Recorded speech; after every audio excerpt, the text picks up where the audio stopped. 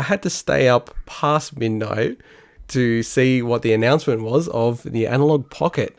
So as I suspected and flagged last week, the Analogue Pocket, there was a date basically, as we called out last week, and it was in Australian time 1 a.m. So I actually didn't think that they were going to go on sale, the Analogue Pocket, at that time.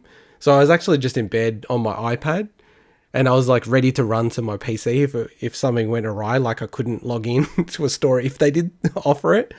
But yeah, they did reveal. So essentially they announced another announcement, which annoyed a lot of people. I think it's fine. I think it means that people can go through all the information and understand what they want to do. So essentially the pre-orders for the Analogue Pocket start on Monday, the 3rd of August at 8 a.m. Pacific Daylight Time, which is tomorrow from the time of publishing, 4 p.m. British summertime, and then in Australian Eastern Standard Time, Sydney, Melbourne, it's Tuesday, the 4th of August, 1 a.m. So it's about a day and a bit. The Analogue Pocket itself is going to be $200, which is about 280 Australian dollars. $100 for the analog dock, so that's about $140 Australian. And I actually did check the shipping to Australia for sort of like a similar product from Analog, and it worked out to be about 140 Australian dollars, which is like very, very punishing, of course. And these things ship in May 2021, and they have a limit of 2 per person. Now, like, there's heaps of features and things I want to jump into, but like, Swinny, like, your impressions, because there were some new announcements. It's a bit of a refresh thing. What did you think of it? Oh, sorry, I wasn't even near my mic because you've got like a high school essay size amount of notes on this thing. I'm like, I'm just gonna go make a coffee and then come back when you've like been through. No, I look. It looks amazing. I know we've seen it before. In some kind of at least like pre-rendered screenshots. Is that correct? Like it's something we've Yes, seen yes. before. Okay, like, and as I said, as I said last time, I'm really deep on this community. Like, I'm in the Discord subreddit, like everything about it. So there was a tweet from someone like who designed the Analog Pocket, who had a prototype version, and they'd taken a photo and sent it to a friend on Twitter. So it was a public tweet, but it was like a public tweet in a, non-public thread, if that makes any sense. So it's just like a little thread back and forth. And he's like, oh, hey, have a look at this. And then some people in the community found it, and it was like, oh my God, it's the first time we've actually seen what it looks like outside of a render. And then they took that tweet down. But of course, being the internet, they'd saved that photo. So with the exception of that, yes, it's always been pre-rendered images of the Pocket. Yeah, so I remember seeing the pre-rendered. I'm obviously not as deep on analog as you are, but Yeah. I did see that at the time because it did make news, and I remember thinking, oh, that's amazing. I'm probably never going to get one for various reasons, but it would be awesome. I do have a lot of Game Boy Advance specifically, but I've got a bunch of Game Boy games, Game Boy Advance, that I'd love to have a really nice system to play them on. My used to use my original Nintendo DS for my Game Boy Advance games. I never actually had a Game Boy Advance, so it's weird that I've got so many of them. But that kind of thing, I bit the dust a while back. So, but honestly, it looks great. What can I say? Yeah, and Mm. from everything I've seen, that you're probably going to get into some more details. It like even the dock, just the form factor, and yeah, it looks awesome. Yeah, and for me, this was really, like, honestly probably the dream product for me, and I was like waiting for Analog to make something like this. It's always kind of been a bit rumored from them, so they've actually had a really long history. They started off making Neo Geo, actually, like, not, and I don't want to use the word clone systems, but it's almost like replication systems. So they're using either actual hardware, so they, with the NES replication machine, so the mini NT, there was a time where they were actually taking the boards and like manipulating the boards and putting their own like processors on top of it and getting it to pump out into HDMI and doing lots of really, really cool stuff.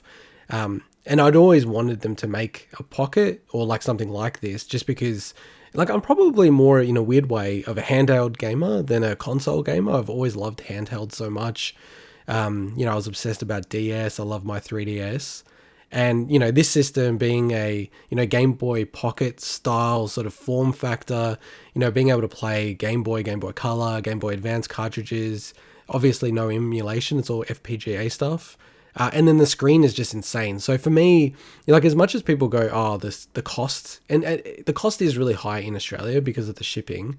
But if you're in the US, it depends how you are and how you're wired. For me, I'm a bit of a perfectionist, so I love things being, like original quality as much as possible, or, scaling properly, doing all this kind of stuff. Like I get obsessed about that.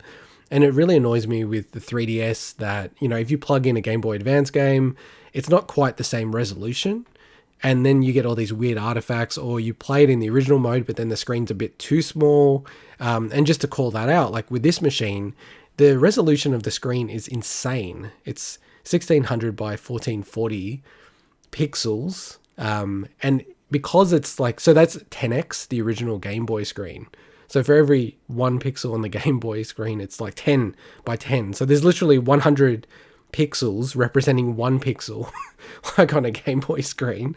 But what that allows them is the flexibility to be able to, make the screen and the scalars representative to like Game Gear or Neo Geo Pocket or the Game Boy Advance, Game Boy. And then also they are allowed to do variable refresh rates on this display.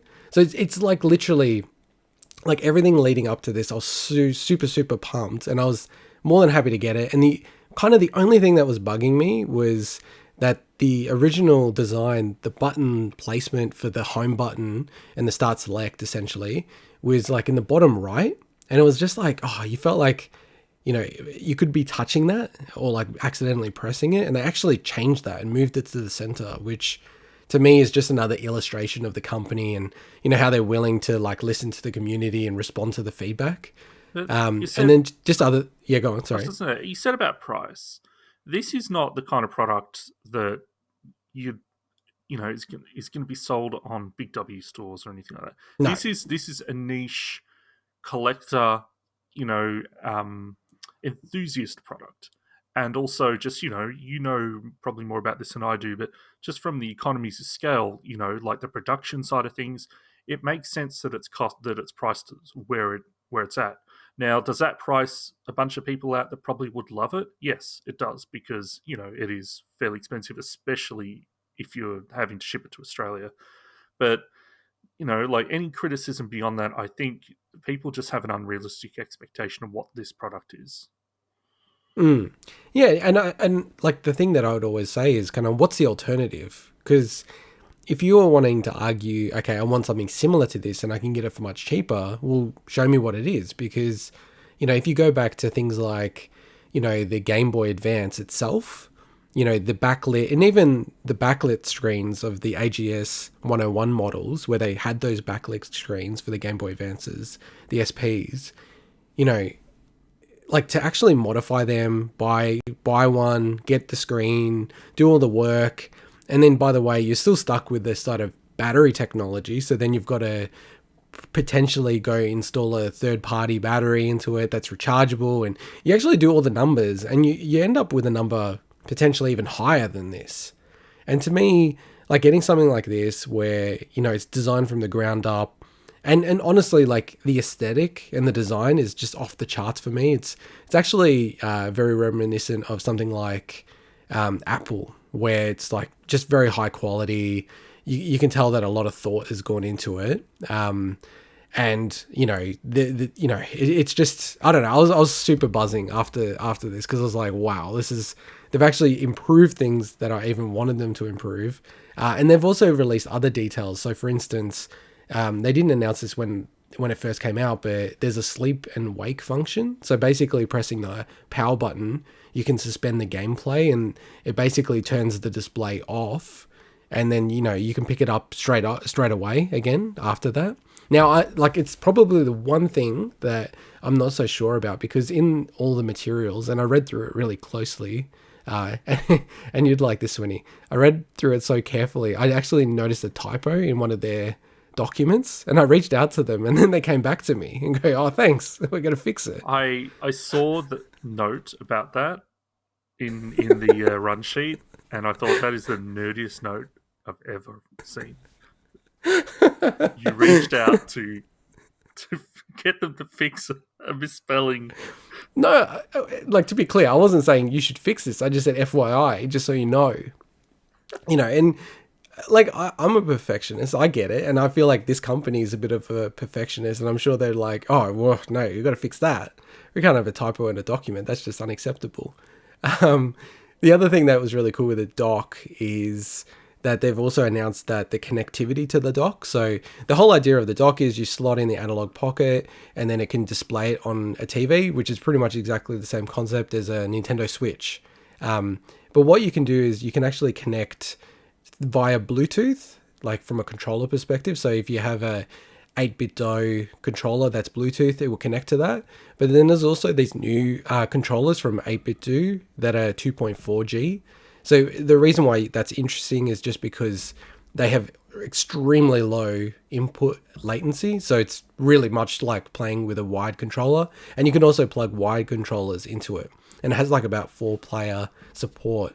The other things... all those go on. All those Mortal Kombat Game Boy esports players are going to be very happy about that. Or Street Fighter, right? That's right. And just, I could literally, and I've got to pull myself up, I could rattle on about this whole thing and everything that it does, but just probably to cover some of the other major things that weren't known prior to this. So Game Boy Studio, which is a little indie project, they're actually going to have a version 2 of that.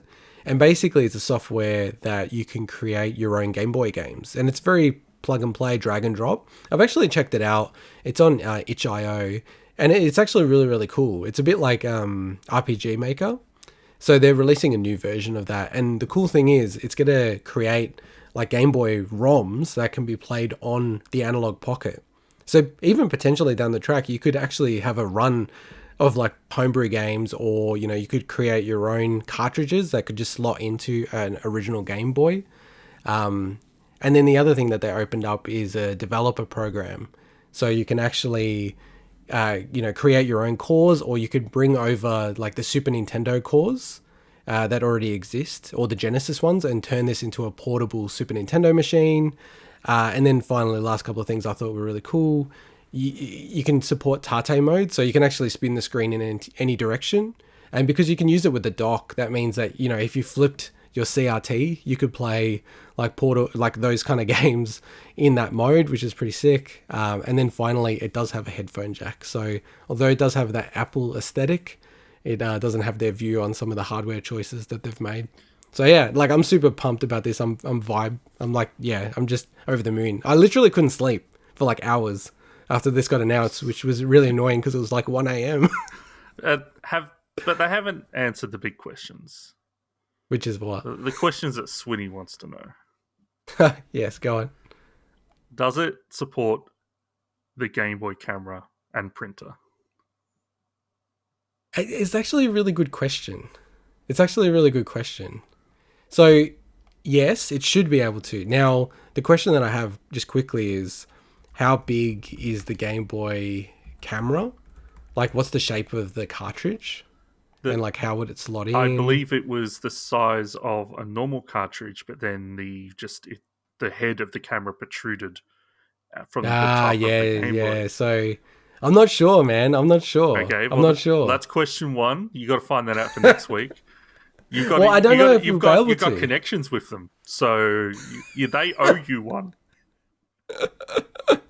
You fix you fix their typo. They owe you one. Question number 2: Will it support Boktai? The Sun is in Your Hands, that classic Hideo Kojima game on Game Boy Advance. That's what I want to know. And lastly, wait! I don't know what that game is. Oh, you uncultured swine! Dost thou not know of Boktai? Boktai was like an action RPG adventure game on the Game Boy Advance that used the sun Oh yeah, as yeah, a yeah, yeah, gimmick yeah, on a yeah, yeah, yeah. sensor on the cartridge. I do know this game actually. I do know this game. I've never heard it. I've only read it. Yeah, it would support it. Okay, and my last question: will it support? There's two games here: I know what you're gonna say. Kirby's Yes, Turn and Tilt or whatever it's called, and WarioWare Tilted. yes, it should. It should. So, like, the key is just like, is the cartridge, like, how is the cartridge shaped? Like, is it shaped in such a way that, that's the one thing about the Game Boy camera. I'll have to reach out to them and find out because of the length of it. I'm not so sure actually. It might actually, because I have seen. Oh, maybe not. Because when I think about the images, I don't think it's that flush. I think it's a little bit lower. The Game Boy cartridge in the slot. Because you may think Swinny is joking here, and I don't know why I'm talking third person all of a sudden. Is think about it. If someone wanted to emulate those games, they like. I'm sure there's a solution out there, but it's not how the game was intended. Like you need Oh, of the course not. Yeah. hardware for that. I'm sure that you could probably emulate WarioWare on a mobile phone, and there you go. It's got a gyroscope in there or whatever, right?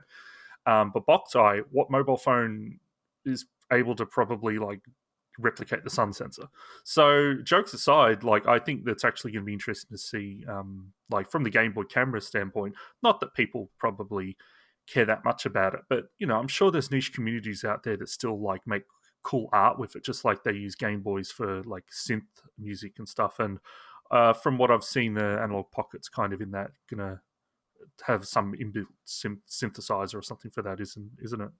Yeah, it has a whole, and that's another thing I could spend hours on. It has a whole digital audio workstation. So, and it can act as a synthesizer and a sequencer. So you can plug this. And the cool thing is they've actually released, or they're releasing a whole bunch of cables that support MIDI controllers and other types of controllers. So you can plug it into your like laptop or into like a physical MIDI setup or, like different controllers and sync cables. It's like insane, like what the options are. It's actually, I'm like super tempted to order some of the cables with it because I was getting into Famitracker, which is the Famicom tracker where you can actually do chip tunes. So, because there is even a small part of me that I might have a crack at making a chiptune version of the Big Wig intro as the backing track and keep the audio, like the singing that Don't you do on it. Spoil it. Now, okay, so just like live feedback. I'm looking at the cartridge and the Game Boy cartridges are flush. So I actually think the Game Boy camera would work on it. There you go. So that would be sick. I have to say that would be. I think my wife actually has a Game Boy camera still. They need to make. So I'll test it in May 2021. Put a calendar invite in my diary. They need to make a Game Boy camera analog. It's like a Gorilla Glass. It's like it's got it's FPGA inside of it.